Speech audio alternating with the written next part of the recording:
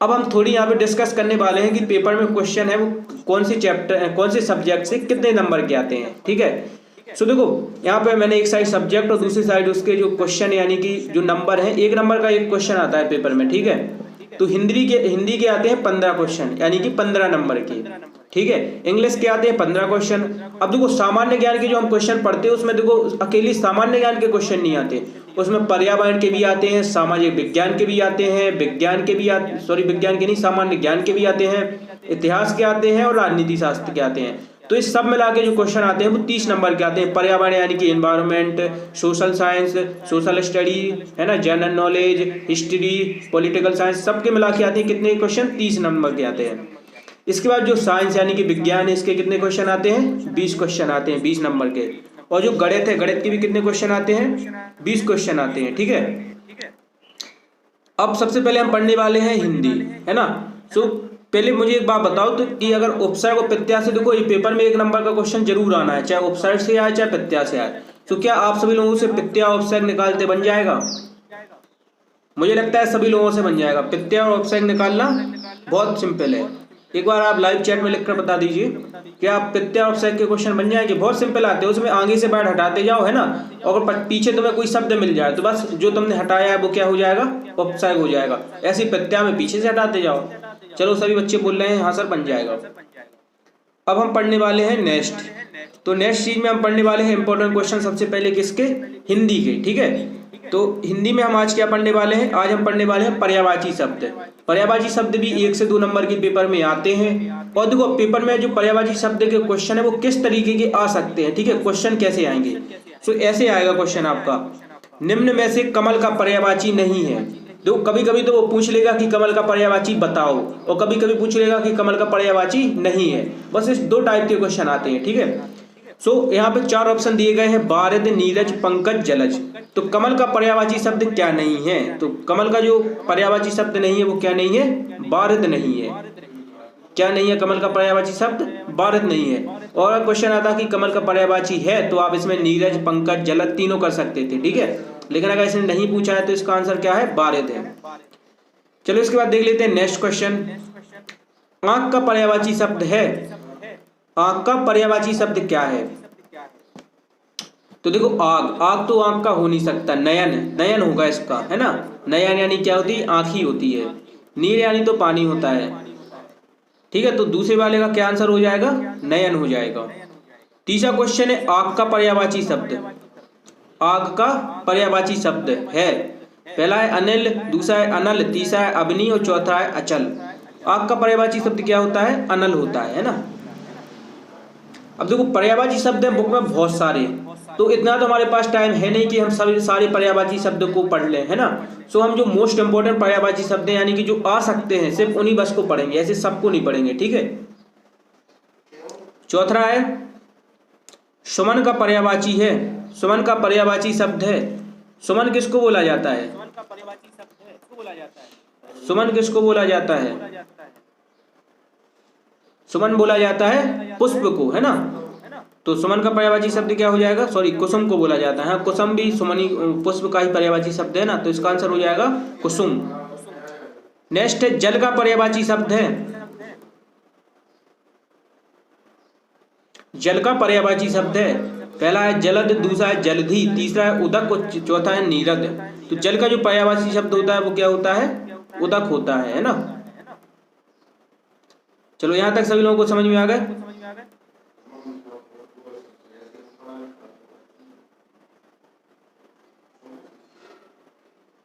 चलो ऐसे में अच्छा दिख रहा है ना।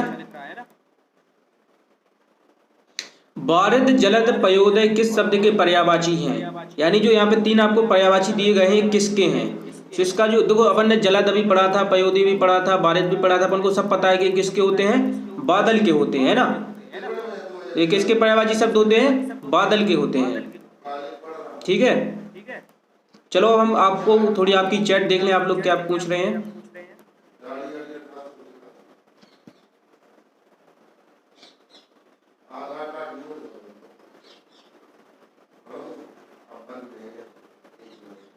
भाई साहब तना कम खाओ।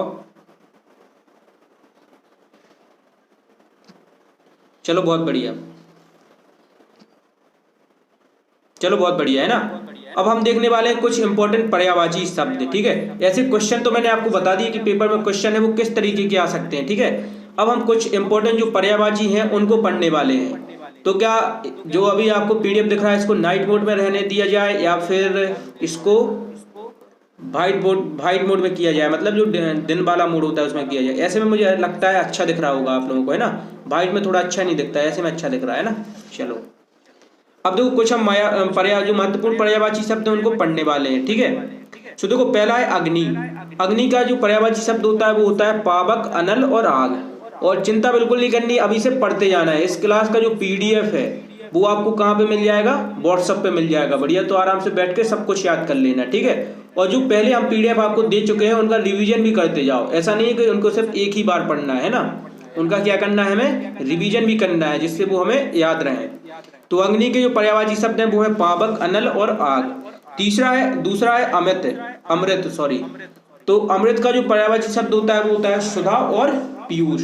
अमृत का क्या होता है, सुधा और पीयूष होता है। तीसरा है आंख। आंख का है नेत्र, लोचन और नयन। तो यहाँ पे जो मैं पर्यायवाची आपको बता रहा हूँ ये सारे इंपॉर्टेंट है, इन्हीं को बस पढ़ लेना है, ठीक है। अगर आपने सारे पढ़ रखे हैं तो सही है, और जिन्होंने अभी सारे नहीं पढ़े हैं तो वो सिर्फ इन बस को पढ़ लेना, मोस्ट को, ठीक है। सारे पढ़ने की जरूरत नहीं है, इतने याद भी नहीं रख पाओगे। देखो पढ़ो ऐसा जो याद रहे, ऐसा पढ़ने से बिल्कुल फायदा नहीं है जो अपन पेपर में ना कर पाए। मान लो अपन ने खूब सारा पढ़ लिया, अब पेपर में आपसे बन नहीं रहा है तो क्या मतलब उसका। थोड़ा पढ़ के जाओ, लेकिन वो ऐसा पढ़ के जाओ कि पेपर में आए तो कम से कम बन तो जाए। चौथा आंख तक हम पढ़ चुके थे, आंख का है नेत्र, लोचन, नयन। चौथा है कमल। कमल का होता है सरोज, जलज, नीरज और पंकज, ठीक है। सरोज, जलज, नीरज और पंकज। पांचवा है जल। जल का होता है नीर, सलिल और पानी, नीर, सलिल, पानी। दुख का होता है पीड़ा, व्यथा, संकट, शोक, ठीक है। इसके बाद है बादल। बादल का होता है जलधर और जलज। देखो जो जलज है वो कमल का और बादल का दोनों का सेम होता है ना। कमल को भी क्या बोला जाता है, जलज बोला जाता है, और बादल को भी क्या बोला जाता है, जलज बोला जाता है। इसके बाद है समुद्र। समुद्र का है सागर, नदीस, ठीक है, सागर और नदीस। रात्रि का है निशा, रजनी। रात्रि का क्या है, निशा और रजनी। इसके बाद है पुष्प। पुष्प का है कुसुम, सुमन और फूल। पुष्प का क्या है, कुसुम, सुमन और फूल। यहां तक सभी लोगों को क्लियर। इनमें कोई डाउट हो तो आप पूछ सकते हैं, ठीक है। मैं एक बार आप लोगों की चैट है वो देख लेता हूं, कोई डाउट हो तो आप पूछ लेना।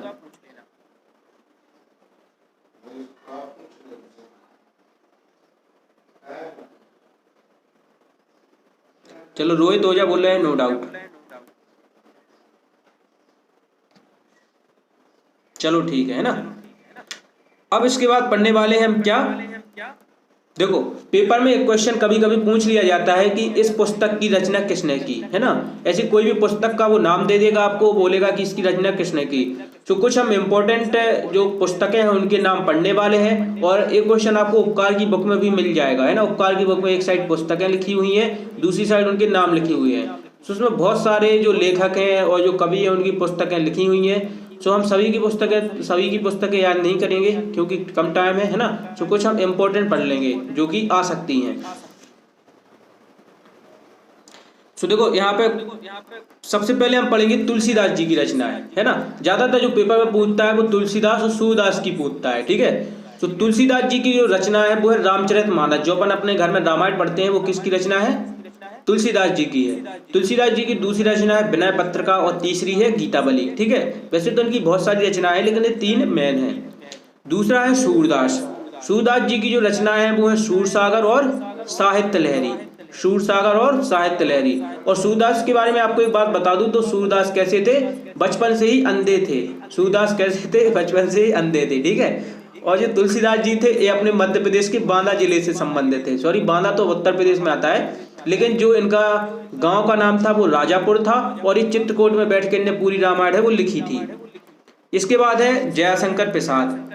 तो जयशंकर प्रसाद का जो रचना है या जो इन्होंने एक उपन्यास लिखा है जिसका नाम है कामयानी।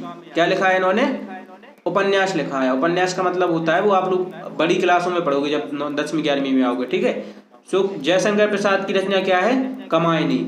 इसके बाद है महाभारत। महाभारत किसने लिखी थी? महर्षि वेद व्यास ने लिखी थी, है ना। सभी लोगों को पता होगा महाभारत बहुत प्रसिद्ध है ना।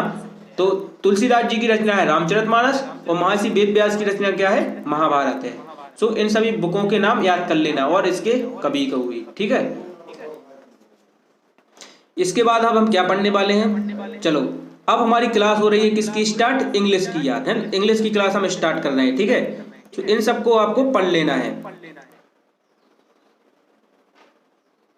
ठीक है। इतना जो हमने यहाँ पे बताया है आपको इन सभी टॉपिक को कंप्लीट कर लेना है। एक तो हो गया आपका पर्यायवाची शब्द का टॉपिक, ठीक है, इसको भी आपको कंप्लीट कर लेना है। और दूसरा हो गया आपका ये बुक वाला, ठीक है। और हो सकेगा तो मैं आज आपको बुककाल की बुक में मेन जो मोस्ट क्वेश्चन है उनको टिक करवा दूंगा, ठीक है। सो उन सभी को भी एक बार देख लेना। वैसे हिंदी के ज़्यादा क्वेश्चन नहीं आते, 15 नंबर के आते हैं और हिंदी सिंपल आती है ना। सो हिंदी में ज़्यादा पढ़ने की जरूरत नहीं है, बहुत सिंपल आती है हिंदी। जो क्वेश्चन है उनको एक बार करते जाओ, 2-4 साल के पुराने पेपर कर लो, तो उससे तुम्हें आइडिया हो जाएगा कि क्वेश्चन आना कैसे और तुमसे बन जाएंगे, ठीक है। अब पढ़ने वाले हैं हम क्या? देखो आर्टिकल से पेपर में क्वेश्चन एक जरूर आएगा, ठीक है। और इंग्लिश में आपसे कुछ बने चाहे ना बने, आर्टिकल जरूर बनना चाहिए, क्योंकि पेपर में और सब चीज़, वो इंग्लिश में और सब चीज़ें तो बहुत कठिन है। जैसे अगर हम टेंस सेंस की बात करें तो टेंस पढ़ाने में कम से कम हमें 20 दिन का 15 दिन का टाइम तो चाहिए। मैंने ऑफलाइन कोचिंग में 15 दिन में टेंस पढ़ा पाए थे। सो अब ये तो पॉसिबल नहीं है कि हम आपको आज की बस क्लास में जो टेंस है वो पढ़ा दें, है ना। सो जो चीज़ हम पढ़ा सकते हैं वो ही हम आपको पढ़ाएंगे, ठीक है। और इस आर्टिकल से पेपर में क्वेश्चन आना है, तो आज हम इसके कुछ एग्जाम्पल्स हैं उनको देख लेते हैं, ठीक है। जैसे पहला क्वेश्चन है Ramesh is honest boy. Ramesh is honest boy, इसमें क्या आएगा? एक बार मैं जो चैट है उसको सभी लोगों को एवरीवन कर देता हूँ, जिससे आप सभी लोग जो चैट है वो देख पाए, ठीक है। आप सभी लोगों को आंसर देना है, मैं पूछते जाऊंगा।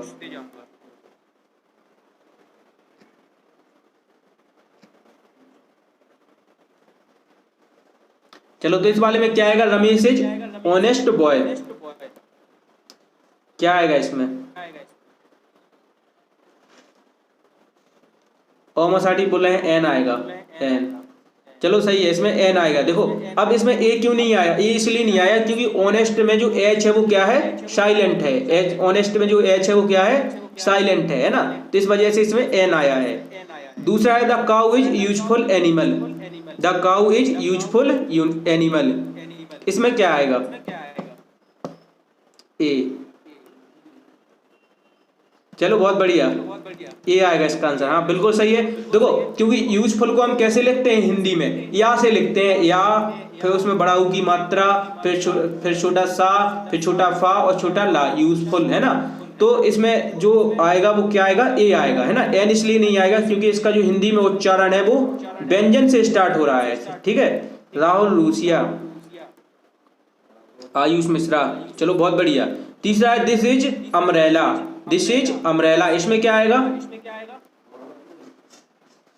N, umbrella. हाँ बिल्कुल सही है। देखो अम्ब्रेला को हम छोटा आ से लिखेंगे, हिंदी में जो इसका उच्चारण है वो किससे स्टार्ट हो रहा है? स्वर से स्टार्ट हो रहा है, तो इसमें क्या आएगा? एन आएगा। बहुत बढ़िया। समीर ब्रॉट एप्पल एंड बनाना, इसमें क्या आएगा?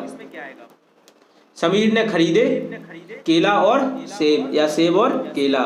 देखो इसमें दो हैं, एक तो है एप्पल के पहले आपको बनना है और एक है बनाना के पहले। इसमें दो आर्टिकल बनने हैं, है ना। तो क्या आएगा इसमें? एप्पल में तो देखो एन आएगा, ठीक है, और बनाना में क्या आएगा? ए आएगा। चलो बहुत बढ़िया। अनन्या का भी आंसर सही है। अभिषेक पटेल, बहुत बढ़िया। चलो पांचवा है this is interesting story. This is interesting story, ये एक रोचक कहानी है। इसमें क्या आएगा?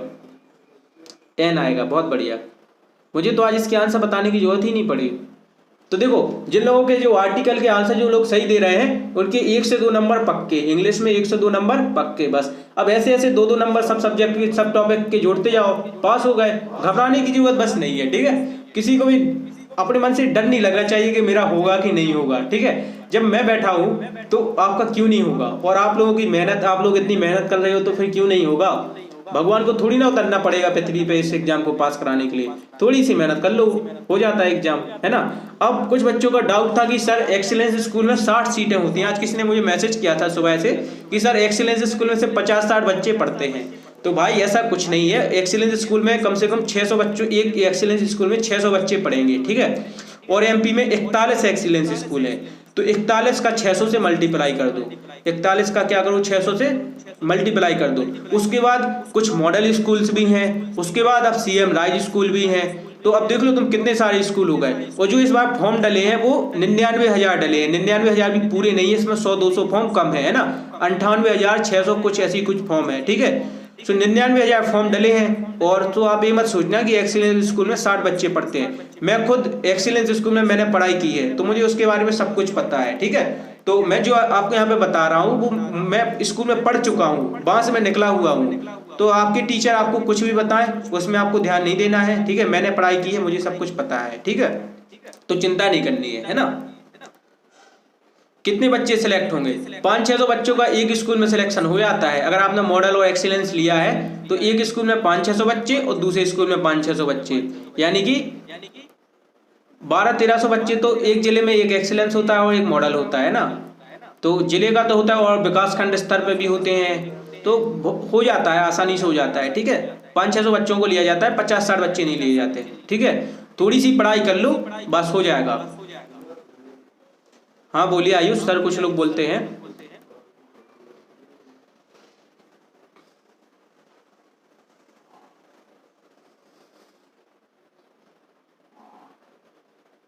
अब सब बच्चे कट ऑफ पूछ रहे हैं बालाघाट का, ग्वालियर का। देखो यार ऐसी कट ऑफ तो मैं नहीं बता पाऊंगा अलग अलग स्कूल का, है ना। मैंने तो एक आपको वो बता दिया था कि अगर देखो आपके 30 नंबर से ज्यादा आ गए हैं SC ST कैटेगरी में तो आपका हो जाता है, ठीक है। OBC से अगर 40 से ज्यादा ला रहे हो तो आपका हो जाएगा, और जनरल में 50 से ज्यादा, ठीक है, हो जाता है ना। हर्ष सोनी पूछिए आपको क्या डाउट है।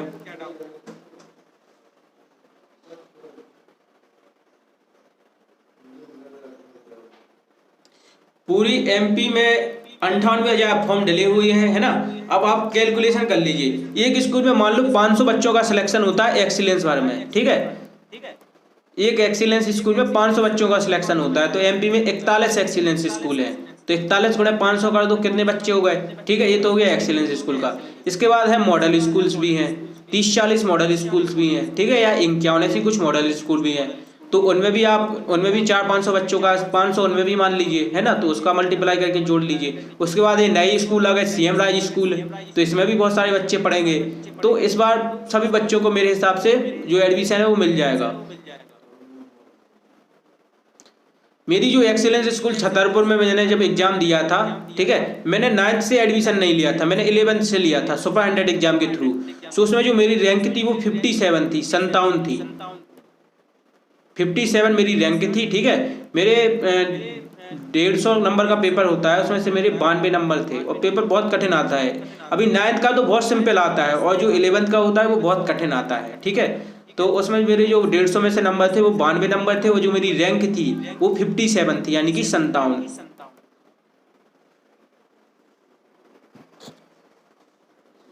चलो ठीक है, अब इसके बाद नेक्स्ट क्वेश्चन करने वाले हैं, ठीक है। दिस इज इंटरेस्टिंग बुक में क्या आएगा, एन आएगा, ठीक है। 6th वाले में, सॉरी 5th वाले में, 5th वाले में आएगा ए, है ना, सॉरी एन, अरे मैं भी कंफ्यूज हो गया, है ना। 5th वाले में आएगा क्या, एन आएगा, ठीक है। इसके बाद 6वां है honesty is the best policy, honesty is the best policy, है ना, ईमानदारी अच्छी नीति, इसमें तो द आता है, सबको पता है। अर्थ इज राउंड, इसमें क्या आएगा, अर्थ इज राउंड।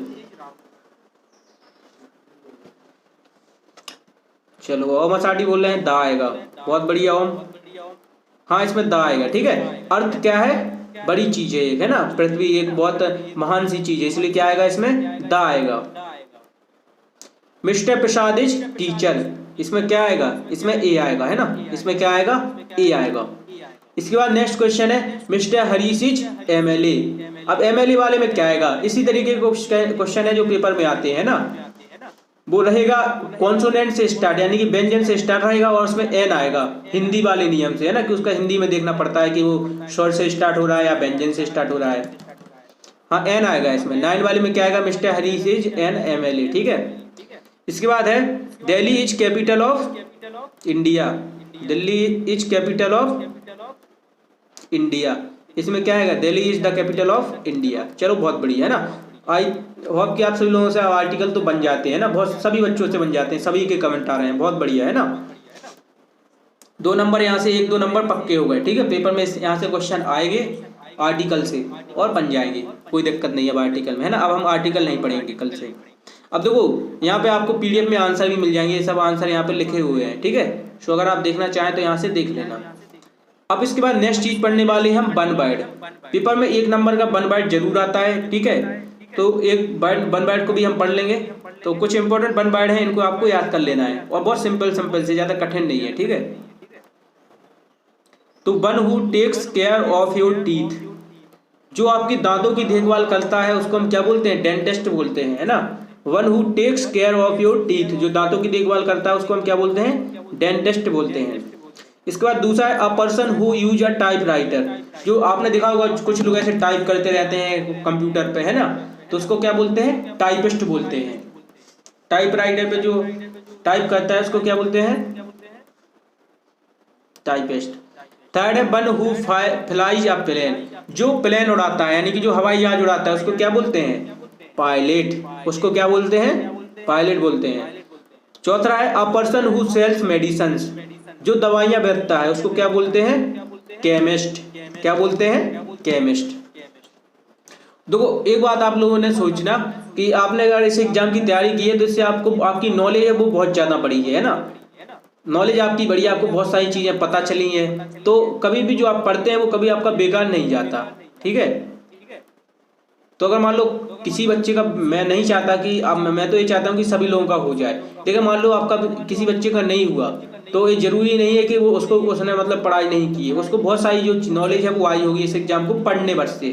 सिलेक्शन अलग बात है। देखो जो बच्चे होते हैं वो UPSC की तैयारी भी करते हैं लेकिन उनका सिलेक्शन नहीं होता, तो ऐसा थोड़ी है कि जो नॉलेज लेते हैं वो बेकार जाता है, वो बहुत जगह उसको यूज करते हैं, है ना। सो अगर अपना 100% दीजिए किसी काम को, किसी एग्जाम की प्रिपरेशन अगर आप कर रहे हैं, तैयारी कर रहे हैं, तो उसमें अपना 100% दीजिए। रिजल्ट भगवान के ऊपर छोड़ दीजिए कि आप पास हो रहे हैं या फेल हो रहे हैं, ठीक है। आप जितनी मेहनत कर सके, अगर आप दिन में 10 घंटे भी पढ़ सकते हो, ठीक है, तो आप 10 घंटे भी पढ़ो, अपना 100% दो, बाकी सब भगवान के ऊपर छोड़ दो। अगर पास नहीं होते हो तो चिंता भी नहीं करनी, ठीक है। लाइफ में बहुत अपॉर्चुनिटी मिलती है। नेक्स्ट क्वेश्चन है one who travels in public transport like बस, ट्रेन और प्लेन, जो पब्लिक ट्रांसपोर्ट यानी कि पब्लिक यातायात के साधनों में यात्रा करता है उसको क्या बोलते हैं, उसको पैसेंजर बोलते हैं, यात्री बोलते हैं, है ना, जो बस प्लेन और कार में सफर करता है। नेक्स्ट है a person who page rent for the use of a house, तो उस व्यक्ति को क्या बोलेंगे जो किराए के मकान में रहता है, तो हिंदी में तो उसको क्या बोलते हैं, किराएदार बोलते हैं, और इंग्लिश में क्या बोलेंगे, क्या बोलेंगे, इंग्लिश में बोलेंगे उसको टेनेंट, ठीक है, क्या बोलेंगे, टेनेंट। इसके बाद 7 क्वेश्चन है one who sells goods for his company, वह व्यक्ति जो अपनी कंपनी के लिए वस्तुएं बेचता है, गुड यानी होता है वस्तुएं, तो उसको क्या बोलते हैं, एजेंट बोलते हैं। जैसे कोई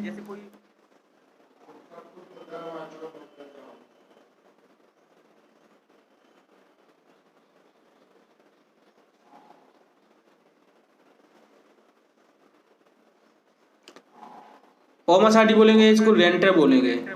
मुझे लगता है इसका जो आंसर है वो PDF में गलत है ना, मैं इसका चेक करके बताऊंगा आपको, ठीक है।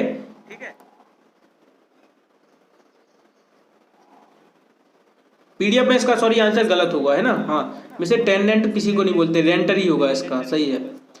इसके बाद one who sells goods for his company, तो इसका होगा एजेंट, ठीक है। हाँ वो PDF में गलत हो गया है ना, अब शांत रहो सभी लोग, ठीक है।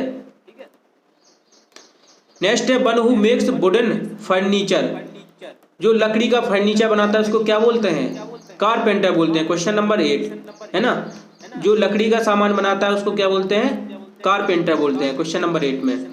इसके बाद 9 वाला है a woman expecting to give birth to a baby, ठीक है, मतलब जो महिला बच्चे को जन्म देने वाली उसको क्या बोलते हैं, प्रेग्नेंट बोलते हैं। ठीक है, मॉम नहीं बोलते उसको, प्रेग्नेंट बोलते हैं। ठीक है,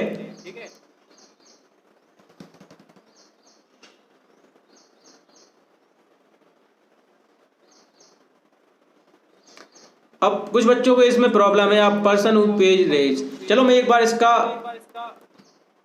इसको देख लेता हूँ। ठीक है, ये इसका राइट आंसर क्या है। ठीक है, तो मैंने जो यहाँ पे ट्रांसलेट है उसको ओपन कर लिया है। ठीक है,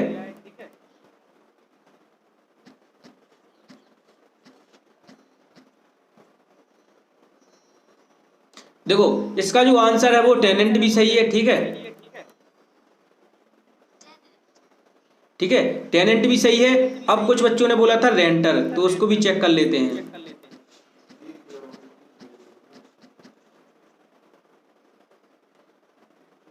चलो, तो इसके जो आंसर है, जो ओम असाटी ने आंसर बताया था कौन सा, रेंटर, वो भी सही है। और जो इस पीडीएफ में जो आंसर लिखा हुआ है टेनेंट, ये भी सही है ना, दोनों आंसर सही है, दोनों आ सकता है।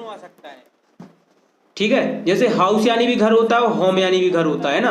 तो जो 6 वाला क्वेश्चन था, person who page rent for the use of a house, तो इसका टेनेंट भी होगा और क्या होगा, रेंटर भी होगा। ठीक है, तो जो यहाँ पे 9 वाला क्वेश्चन था, इसका आंसर है प्रेग्नेंट। आंसर आप सभी लोगों को बगल में दिख रहे हैं, फिर भी उसके बाद गलत आंसर आप लोग टाइप कर रहे हो, ऐसे नहीं करना। ठीक है, इसके बाद 10 वाला है, place where you were born, वह स्थान जहां पर तुम्हारा जन्म हुआ है, मदरलैंड। बहुत बड़ी, मदरलैंड मतलब होता है मातृभूमि, है ना, मदर यानी मातृ और लैंड यानी भूमि। 11 वाला, अ person who fights case in court, वह व्यक्ति जो कोर्ट में केस लड़ता है उसको क्या बोलते हैं, लॉयर बोलते हैं। बहुत बढ़िया।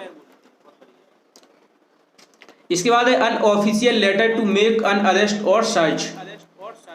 ठीक है, unofficial letter to make an arrest और सर्च, जैसे जब पुलिस किसी को पकड़ने जाती है तो वो पूछने नहीं लगती कि क्या आपके पास कोई वारंट है। वारंट डिस्ट्रिक्ट मजिस्ट्रेट होता है जो हमारा, वो जारी करता है, वो इशू करता है। ठीक है, और इसको उसके थ्रू ही आपके पुलिस वाले किसी को अरेस्ट कर सकते हैं। नेक्स्ट क्वेश्चन है हमारा 13, a person is an officer और shop who is in charge of money. जैसे आप किसी होटल में गए तो वहां पे जो आप पैसे देते हैं, ठीक है, जो आपने खाना बना खाया उसके जो आपको आप जैसे पैसे देते हैं उसको क्या बोलते हैं, कैशियर बोलते हैं, मतलब जो पैसे का हिसाब किताब रखता है। जैसे आप बैंक जाते हैं तो बैंक में आप पैसे किससे निकलवाते हैं, निकलवाते हैं, कैशियर से निकलवाते हैं ना। कैशियर आपके पैसे जमा करता है, वो ही निकालता है। ठीक है, तो उसको क्या बोलेंगे, टीचर बोलेंगे, सॉरी कैशियर बोलेंगे। इसके बाद नेक्स्ट है वन हु टीच, जो पढ़ाता है उसको क्या बोलेंगे, टीचर बोलेंगे, है ना, उसको क्या बोलेंगे, टीचर बोलेंगे। अब उसको सर नहीं बोलेंगे, सर तो हम उनको बुलाने की बोलते हैं, जैसे हम सर का नाम तो ले नहीं सकते तो हम उनको एक बुलाने के लिए क्या बोलते हैं, सर बोलते हैं। अब कुछ बच्चे यहीं पे यही गलती करते हैं। चलो अब क्लास है उसको स्टार्ट कर रहे हैं। ठीक है, सो हमने जो वन वर्ड है इनको पढ़ लिया है। अब हम क्या पढ़ने वाले हैं, चलो हमारे पास बहुत कम टाइम बचा हुआ है ना, 44 मिनट की क्लास हो गई है। चलो कुछ वन वर्ड और बची हुई है, इनको भी हम पढ़ लेते हैं ना। तो अगला है one who is in charge of a part of a news paper and magazine, तो जिसके पास मैगजीन यानी कि पत्रिका और न्यूज़पेपर यानी कि समाचार पत्र का चार्ज रहता है। ठीक है, उसको क्या बोलते हैं, एडिटर बोलते हैं। आपने नाम सुना होगा, जो समाचार पत्र में लिखवाता है, लिखता है। ठीक है, उसको क्या बोलते हैं, एडिटर बोलते हैं। इसके बाद अगला है a person who cuts hair, वह व्यक्ति जो बाल काटता है उसको क्या बोलेंगे, हिंदी में तो हम नाई बोलते हैं, इंग्लिश में क्या बोलेंगे, बार बार बोलेंगे। क्या बोलेंगे, बार बार बोलेंगे। ठीक है, 18 का हो जाएगा क्या, बार बार, है ना, जो बाल काटता है। इसके बाद है a cook in a hotel restaurant, जो होटल और रेस्टोरेंट में खाना बनाता है उसको क्या बोलते हैं, क्या बोलते हैं उसको, शेफ बोलते हैं। बहुत बढ़िया, है ना, आंसर बगल में लिखा हुआ है। बस मैं तो आप लोगों को इसलिए बार बार ऐसे रिपीट करवा रहा हूँ कि आप लोग लिखेंगे तो आपको याद हो जाएगा ना, लिखने से भी बहुत सारी चीज याद होती है। आंसर तो बगल में लिखा हुआ है, लेकिन मैं चाहता हूँ कि आप सभी लोग इसमें इंजॉय होकर पढ़ें। ऐसे नहीं कि मैं यहाँ पे बोलते जा रहा हूँ कि ये वो और आप सभी लोग सुनते जा रहे हैं। जैसे क्लास में हम बोर नहीं होने लगते, टीचर ने कुछ पढ़ा दिया, हमें कुछ समझ में नहीं आ रहा तो बस हम बैठे देख रहे, मूवी थोड़ी ना चल रही, पढ़ रहे हैं हम साथ में सब लोग। तो सभी लोगों को एंजॉय इसमें करना पड़ेगा, है ना, बोलना पड़ेगा, इसमें मजा आता है पढ़ने में। अ पर्सन हु राइट्स पोयम, वह व्यक्ति जो कविता लिखता है, सबको पता है कवि, कवि बोलते हैं उसको, है ना, जो कविता लिखता है उसको कवि बोलते हैं, जो शायरी लिखता है उसको शायर बोलते हैं, ठीक है, जो गाना लिखता है उसको गायक बोलते हैं। इसके बाद है अ पर्सन हु ग्रोज और सेल्स फ्लावर, वह व्यक्ति जो फूल उगाता है और उनको बेचता है, उनको क्या बोलेंगे, माली बोलेंगे हिंदी में, और इंग्लिश में क्या बोलेंगे, फ्लोरिस्ट बोलेंगे, इंग्लिश में फ्लोरिस्ट, है ना, जो फूल बेचता भी है और उगाता भी है। इसके बाद है animals that live in water, वह व्यक्ति जो वह जीव जो पानी में भी रहता है, वह जीव जो पानी में रहता है उसको क्या बोलेंगे, एक्वेटिक बोलेंगे। और आपको अब मैं एक होमवर्क दे रहा हूं, आप लोगों को करना क्या है, तो देखो जो पानी में रहता है उसका तो आपको वन वर्ड पता चल गया, अब आपको याद किसकी करनी है, जो जमीन पे रहता है और जो दोनों जगह रहता है, यानी कि पानी और किसमें, जमीन पे, दोनों, जो दोनों जगह रहता है उसको क्या बोलेंगे, ठीक है। ये दो एक इंपॉर्टेंट क्वेश्चन में मैंने इस क्वेश्चन को करवाया भी है ना, कि जो पानी और जमीन दोनों जगह रहता है उसको क्या बोलेंगे, तो इनको भी आप गूगल से सर्च करके बढ़िया पढ़ लेना।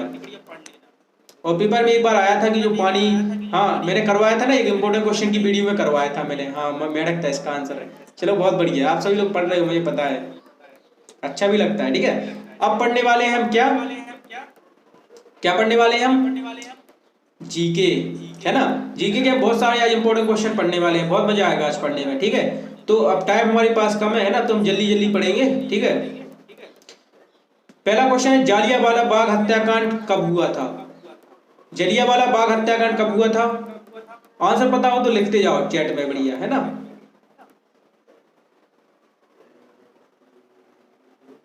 उन्नीस 1919, बहुत सारे बच्चे बोल रहे हैं 1925, आंसर इज 1919, आंसर क्या है इसका 1919, बहुत बढ़िया, पुष्पराज पटेल, अंश हेरबार, बहुत बढ़िया, खुशल प्रजापति, राहुल लूसिया, बहुत बढ़िया, है ना। नेक्स्ट क्वेश्चन है पंजाब केसरी किसे कहा जाता है, बहुत सिंपल है, पंजाब केसरी किसे कहा जाता है, पूरा आंसर मत लिखो, इसका जो भी आंसर हो, जैसे कि ए वाला हो तो ए लिख दो, बी वाला हो तो बी लिख दो, सी वाला हो तो सी लिख दो, है ना, ऐसे लिख सकते हैं। भगत सिंह बोल रहे हैं बहुत बच्चे, गलत, लाला लाजपत राय को बोला जाता है पंजाब केसरी, पंजाब केसरी लाला लाजपत राय, है ना, इसका आंसर क्या है, ए है।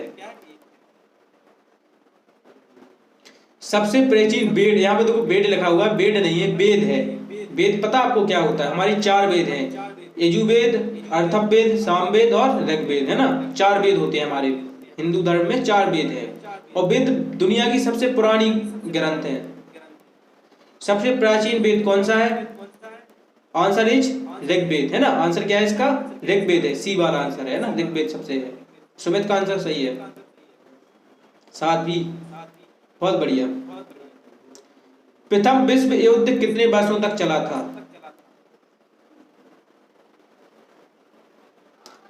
प्रथम विश्व युद्ध कितने वर्षों तक चला था,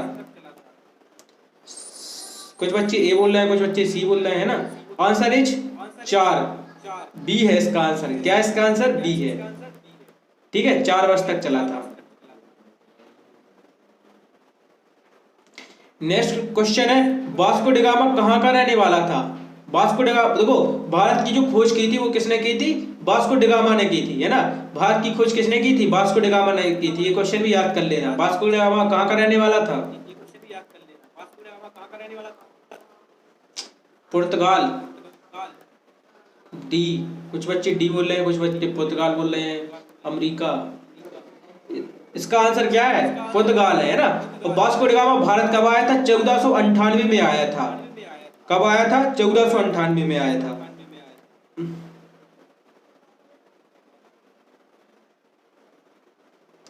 ठीक है, नेक्स्ट क्वेश्चन है लौह पुरुष किस महापुरुष को कहा जाता है, लौह पुरुष किस महापुरुष को कहा जाता है,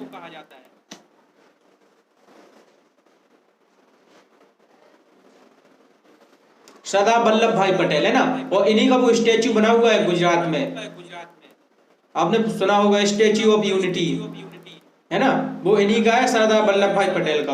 और वो दुनिया का सबसे बड़ा स्टैचू है ना, सबसे लंबा स्टैचू है। नेक्स्ट क्वेश्चन है, संविधान सभा की प्रारूप समिति के अध्यक्ष कौन थे? संविधान सभा की प्रारूप समिति के अध्यक्ष कौन थे? यहाँ पे देखो प्रारूप समिति की बात की गई है, तो प्रारूप समिति के जो अध्यक्ष थे वो थे कौन? डॉक्टर भीमराव अंबेडकर। और संविधान सभा के जो अध्यक्ष थे वो कौन थे? डॉक्टर राजेंद्र प्रसाद, है ना। और राजेंद्र प्रसाद ही भारत के प्रथम राष्ट्रपति थे। नेक्स्ट क्वेश्चन है हमारा, क्षेत्रफल की दृष्टि से देश का सबसे छोटा राज्य कौन सा है? भारत का सबसे छोटा राज्य कौन सा है क्षेत्रफल की दृष्टि से? हाँ बहुत बढ़िया, गोवा है। गोवा में शायद 2 ही जिले हैं, 2 या फिर 4, मुझे इसमें थोड़ी सी कंफ्यूजन है। गोवा में सिर्फ 2 या फिर 4 जिले हैं, ठीक है, बहुत छोटा है, सबसे छोटा है। कौन सा है? गोवा है। और सबसे बड़ा राज्य कौन सा है? सबसे बड़ा है हमारा यूपी। और सबसे जनसंख्या में सबसे हाँ सॉरी, क्षेत्रफल में राजस्थान है और जनसंख्या में यूपी है ना। जनसंख्या में कौन सा है? यूपी है। और क्षेत्रफल में कौन सा है? राजस्थान है, ठीक है। और सबसे पढ़ा लिखा राज्य कौन सा है? सबसे पढ़ा लिखा राज्य कौन सा है? केरला, है ना। केरला देखो, केरला का एक है कि वहां के 99% लोग हैं वो पढ़े लिखे हुए हैं। 100 में से 99% लोग हैं वो पढ़े हुए हैं। और जो 1% लोग पढ़े हुए नहीं है वो पूरे देश भर में बोरवेल करते हैं। जो आपके घर में बोरवेल हुआ है ना, जो बोर करने आते हैं, वो सभी कहाँ के? केरला के हैं, ठीक है। तो 99% लोग वहां के पढ़े लिखे हैं और 1% लोग जो पढ़ नहीं पाए तो वो पूरे देश में जाके बोरवेल करते हैं, ठीक है। नेक्स्ट क्वेश्चन है, भारत का राष्ट्रीय फल कौन सा है? भारत का राष्ट्रीय फल कौन सा है?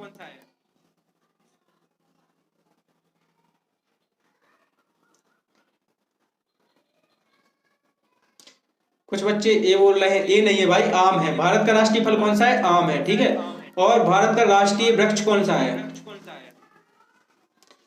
भारत का राष्ट्रीय वृक्ष बरगद है ना। भारत का राष्ट्रीय वृक्ष क्या है? बरगद है, इंग्लिश में बनियान ट्री।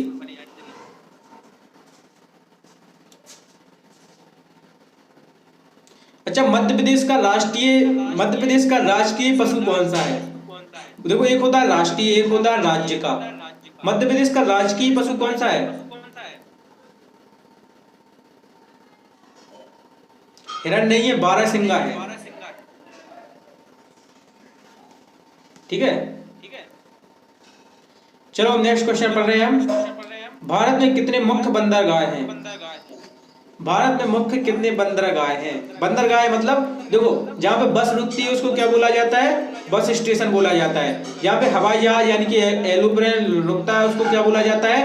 एयरपोर्ट बोला जाता है। और जहां पे नाव रुकती हैं, जो समुद्र में बड़ी बड़ी शिपें चलती हैं, नाव चलती हैं, वो जहां पे रुकती हैं उसको क्या बोलते हैं?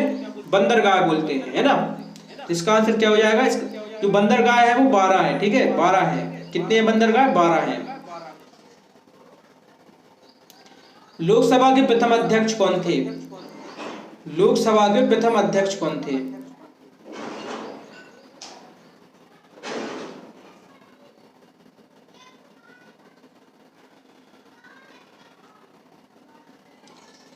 तो इसका आंसर है जीवी मावलकर, ठीक है, मावलकर।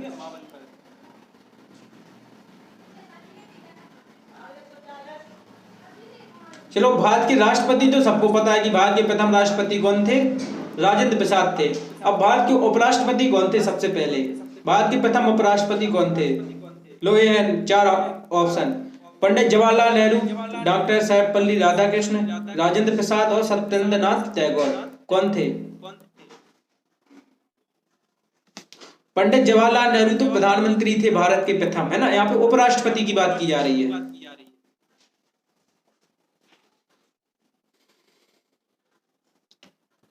बी वाला बच्चे बोल रहे हैं ना, तो बी वाला इसका क्या है? राइट आंसर है, बहुत बढ़िया। नेक्स्ट क्वेश्चन है, देश की प्रथम महिला आईपीएस कौन थी? देश की प्रथम महिला आईपीएस।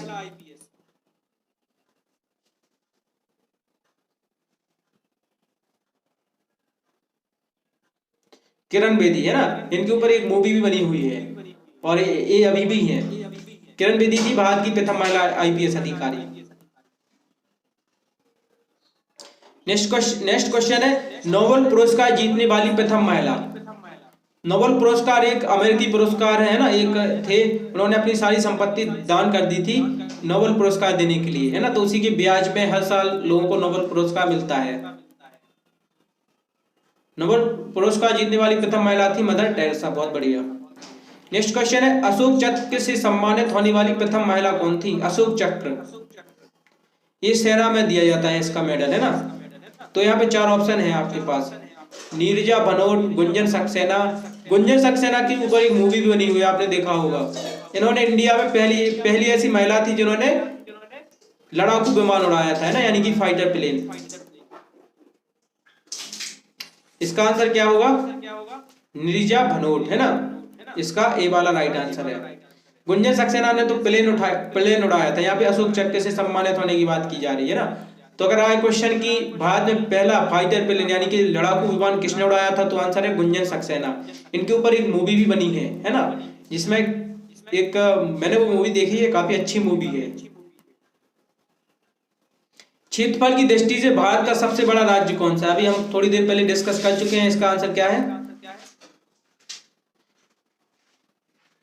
गुंजन सक्सेना के बारे में तो पता नहीं है, लेकिन हाँ उनकी मूवी देखी है। अब पता नहीं कि वो है या नहीं है ना। राजस्थान भी हम पहले डिस्कस कर चुके हैं ना, प्रतिष्ठा पांडे, साहिल सिंह। बहुत बढ़िया।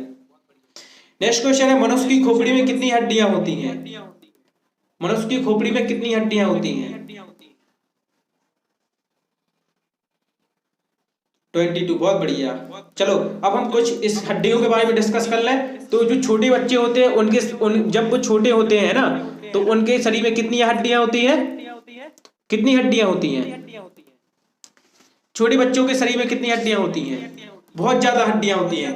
देखो आपने देखा होगा छोटे बच्चों का हाथ यहाँ से मुड़ जाता है, यहाँ से मुड़ जाता है, यहाँ से मुड़ जाता है, यहाँ से मुड़ जाता है। लेकिन जैसे वो बड़े होते हैं तो उनकी सब हड्डियां जुड़ जाती हैं, है ना। सब हड्डियां कैसी होती हैं? जुड़ जाती हैं। तो जो वयस्क मनुष्य के शरीर में हड्डियां होती है वो 206 होती है। सबसे छोटी हड्डी होती है कान की। कहाँ की होती है? कान की, है ना। सबसे छोटी हड्डी कहाँ की होती है? कान की होती है। और सबसे बड़ी जो हड्डी होती है वो कहाँ की होती है? यहाँ की अपनी जांघ की हड्डी होती है सबसे बड़ी, है ना।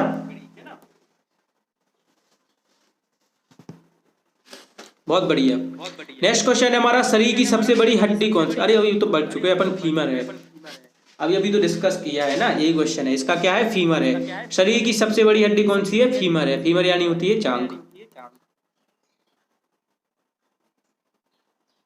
नेक्स्ट क्वेश्चन किस वर्ष भारत ने पहला विश्व कप जीता था? देखो जिस वर्ष भारत ने प्रथम विश्व कप जीता था उस साल जो भारत के कैप्टन थे वो कौन थे? कपिल देव थे। और अभी उनके ऊपर एक मूवी भी आई है 1983, जिसमें रणवीर सिंह ने कपिल देव का जो रोल है वो निभाया है ना। तो 1983 में किसने जिताया था ये वर्ल्ड कप? कपिल देव ने, है ना। कपिल देव जो कमेंट्री करते हैं उन्होंने जिताया था 1983 में। अभी ये मूवी भी आई है, आपने देखी होगी। अभी रणवीर सिंह ने इस मूवी में काम किया है ना। सो जो सब अपन देखते हैं उसी से तो ये क्वेश्चन अपन मतलब थोड़ा अपन जागरूक रहें, चीजों को समझते रहें, पता करते रहें, तो उन्हीं से क्वेश्चन सब है वो बनते हैं, ठीक है। अब इसी को लोग करंट अफेयर बोलने लगते हैं कि अभी जो 83 मूवी आई उसी से एक क्वेश्चन आ गया। तो ऐसा नहीं है, ठीक है। कुछ हुआ है कुछ उस टाइम ऐसी बात हुई है, उसको लेकर मूवी बनी, अब क्वेश्चन आ गया, है ना। तो यही तो करंट अफेयर होता है।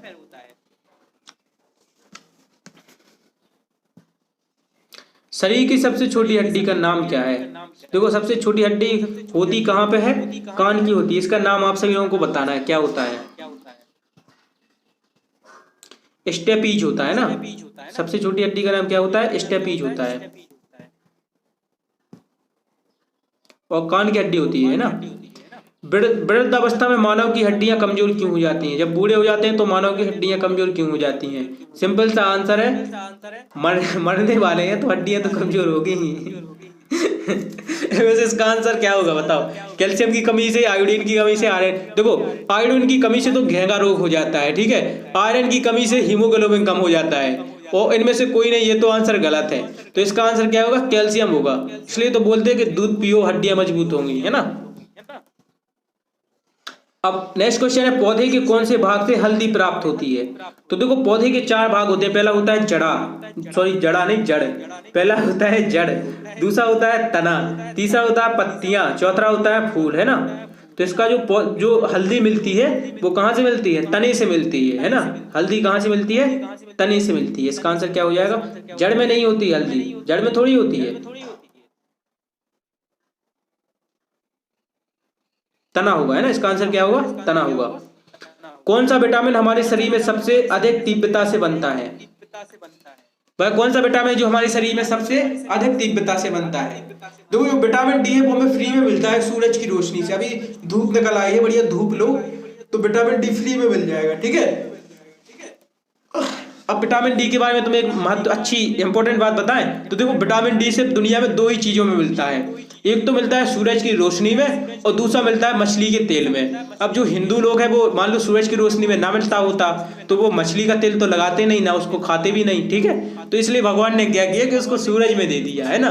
तो या तो सूरज से मिलेगा, अब जो मछली नहीं खा सकता तो वो सूरज से ले लेगा। चलो नेक्स्ट है, इसका आंसर विटामिन डी है ना।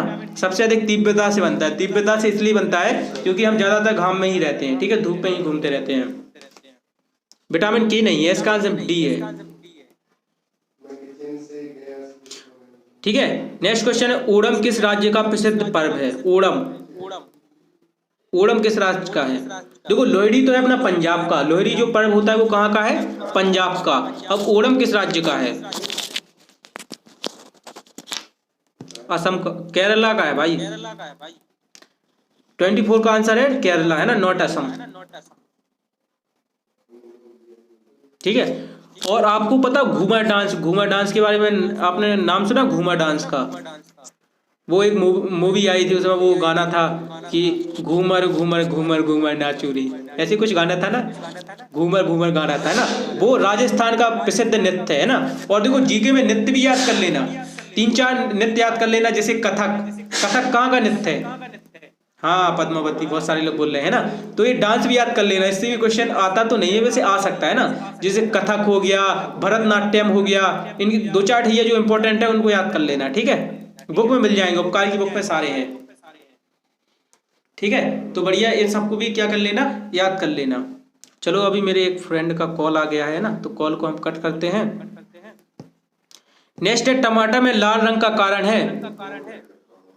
टमाटर में लाल रंग, टमाटर लाल रंग का क्यों होता है?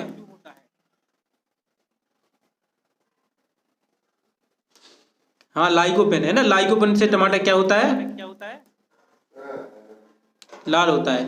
नेक्स्ट क्वेश्चन है, 1857 की क्रांति में किसने सबसे पहले अपना बलिदान दिया था? जो 1800 अपने भारत में सबसे पहले जो क्रांति आई थी, यानी जो अंग्रेजों से लड़ाई लड़ी गई थी, वो 1857 में लड़ी गई थी, है ना। और इसमें अपना जो बलिदान दिया था वो मंगल पांडे ने दिया था, रानी लक्ष्मीबाई ने नहीं, मंगल पांडे ने। तो मंगल पांडे ने क्या किया था कि अंग्रेजों ने कहा कि चर्बी वाले कारतूस, उसमें मांस लगाया जाता था सुअर का और गाय का, है ना, उसको ऐसे दांत से काट के फेंकना पड़ता था। तो अब मंगल पांडे थे भैया ब्राह्मण, उन्होंने थोड़ी कहा कि उनको मंजूर नहीं था कि हम चर्बी अपने मुंह से चबाएं, है ना। और मैं आपको एक यहाँ पे इंटरेस्टिंग चीज बता दूं, वैसे मैं कास्ट सिस्टम में बिलीव नहीं करता। तो जो आजादी की पहली गोली थी, जो पहली लड़ाई थी, वो किसने चलाई थी, या गोली कहें तो वो मंगल पांडे ने चलाई थी। और मंगल पांडे क्या थे? ब्राह्मण थे, है ना, पंडित थे। इसके बाद जो आजादी की अंतिम लड़ाई किसने चलाई थी? नाथूराम गोडसे ने चलाई थी, महात्मा गांधी को मारा था, है ना। तो स्टार्ट मंगल पांडे ने की थी और खत्म किसने की? नाथूराम गोडसे ने की। और दोनों क्या थे? ब्राह्मण थे। हाँ बताइए सुमित, सुमित कुछ बता रहे हैं, बताइए।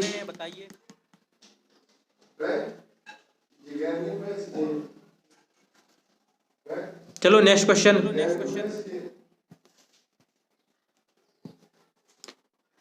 नेक्स्ट क्वेश्चन, भारत की पहली महिला शासिका कौन थी? हाँ वो बताऊंगा ना, अभी थोड़ी बताऊंगा, अभी बता दूंगा, आप पढ़ोगे नहीं, ठीक है। अभी पढ़ते रहो, पेपर के भरोसे मत रहना, ठीक है। मैं कुछ नहीं बताऊंगा, अभी पढ़ो, है ना। अभी कुछ इस बारे में हम बात नहीं करेंगे, बाद में बताएंगे वो, ठीक है। भारत की पहली महिला शासिका कौन थी? भारत की पहली महिला शासिका, भारत की ऐसी कौन सी महिला, हाँ बहुत बढ़िया, सी रजिया सुल्तान। रजिया सुल्तान ऐसी महिला थी जो भारत की में पहली बार राजा बनी थी, उससे पहले लड़कों को राजा बनाया जाता था, है ना। रजिया सुल्तान, बहुत इनके बारे में काफी सुना होगा आपने, है ना, मुस्लिम शासका थी ये। चलो नेक्स्ट क्वेश्चन, सिखों का प्रमुख त्योहार कौन सा है? सिखों का प्रमुख त्योहार कौन सा है?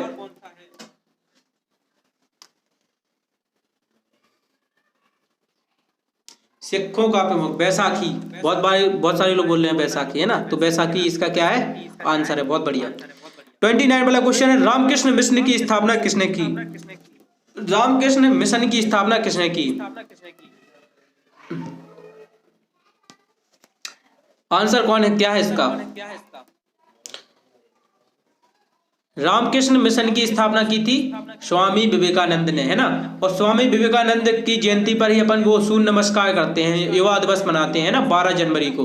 12 जनवरी को जो अपन सूर्य नमस्कार करते हैं वो स्वामी विवेकानंद जी की स्मृति में करते हैं, ठीक है, इनकी जयंती पर करते हैं।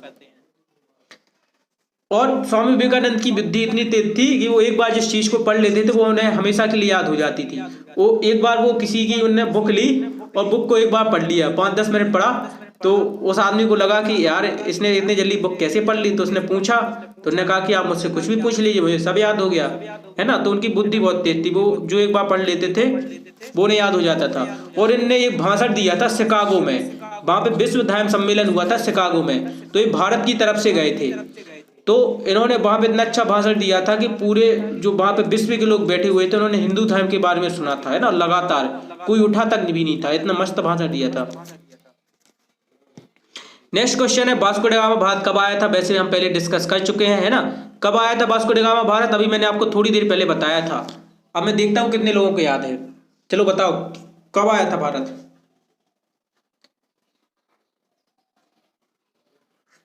देखो किसी क्वेश्चन को पढ़ो तो उससे रिलेटेड क्वेश्चन को भी पढ़ लेना चाहिए, है ना। और सभी लोग चाय आ भी पीते रहो साथ में, पढ़ाई तो करना ही है।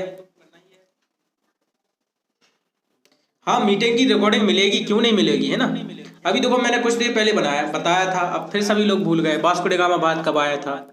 ऐसे नहीं करो यार, मैं जो यहाँ पे तुम्हें अलग जो क्वेश्चन से अलग हट के जो चीजें समझाता हूँ ना, उनसे भी क्वेश्चन बनते हैं पेपर में, ठीक है, ऐसा नहीं है कि सब क्वेश्चन को पढ़ना है। जैसे मैंने अभी स्वामी विवेकानंद के बारे में बताया, तो आपको पता चलेगा कि 12 जनवरी को युवा दिवस मनाया जाता है, सूर्य नमस्कार होता है ना। इन्होंने शिकागो में एक भाषण दिया था, उसको अच्छे लोगों सभी लोगों ने सुना था, हिंदू धर्म का भाषण था, भारत का इन्होंने प्रतिनिधित्व किया था, ऐसे क्वेश्चन बनते हैं, ठीक है। तो वास्को ड गामा भारत आया था 1498 में, लास्ट टाइम बता रहा हूँ, ठीक है, 1498 में आया था, 1500 शताब्दी से 2 साल पहले। आंसर क्या है इसका? 1498, ठीक है। तो जो मैं अलग अलग चीजें भी बताता हूँ उनको भी याद करना है, ठीक है, अच्छे से सुनते जाना है। अंतर्राष्ट्रीय महिला दिवस कब मनाया जाता है? अंतर्राष्ट्रीय महिला दिवस कब मनाया जाता है? कोई बात नहीं है ना, पढ़ते रहो भी। 8 मार्च, दिव्यांश बोल रहे हैं, प्रतिष्ठा,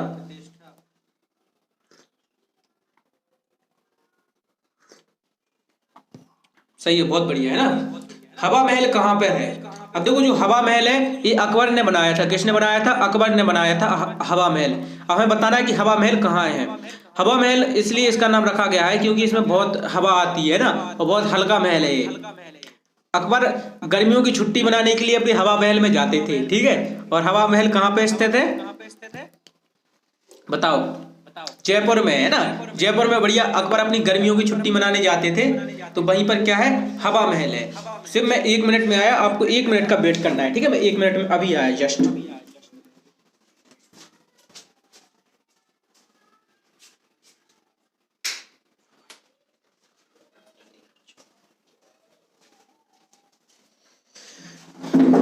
चलो बहुत बढ़िया, है ना। तो इसका आंसर क्या है?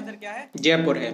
और जयपुर कहाँ की राजधानी है? जयपुर राजस्थान की राजधानी भी है, इसको भी याद रखना है, ठीक है।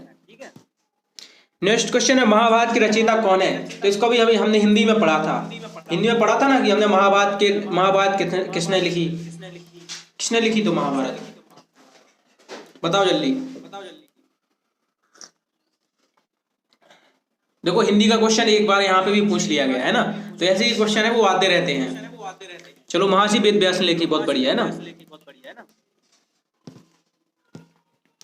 विश्व रेड क्रॉस दिवस कब मनाया जाता है? अब देखो, पहले रेड क्रॉस के बारे में सुन लो, रेड क्रॉस है क्या।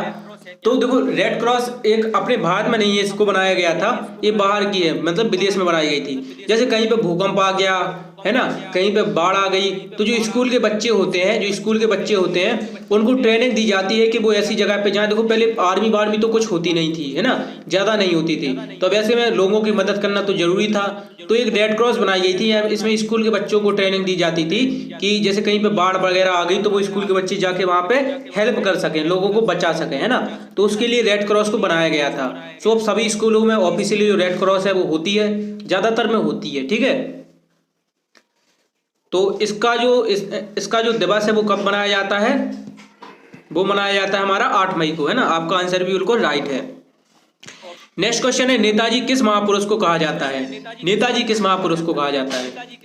4 ऑप्शन है आपके पास, वल्लभ भाई पटेल, लाल बहादुर शास्त्री, सुभाष चंद्र बोस और गांधी जी। 1 करोड़ रुपए के लिए रहा आपका ये क्वेश्चन, इसका आंसर आपको देना है, ठीक है। 1 करोड़ रुपए मिलेंगे जो भी देगा। ये रहे 4 ऑप्शन आपकी स्क्रीन पर। क्या आप कौन सी लाइफलाइन लेना चाहेंगे? चलो, तो सभी लोगों ने बिना लाइफलाइन के जो आंसर है वो बता दिया है ना। इसका आंसर क्या है? सुभाष चंद्र बोस है। सुभाष चंद्र बोस को क्या बोला जाता है? नेताजी बोला जाता है। बहुत बढ़िया। चलो, तो क्वेश्चन हमारे खत्म हो गए, ठीक है। क्वेश्चन हमारे क्या हो गए हैं? खत्म हो गए, है ना। अब इसका जो PDF है वो तो मैं आपको ग्रुप में सेंड कर दूंगा।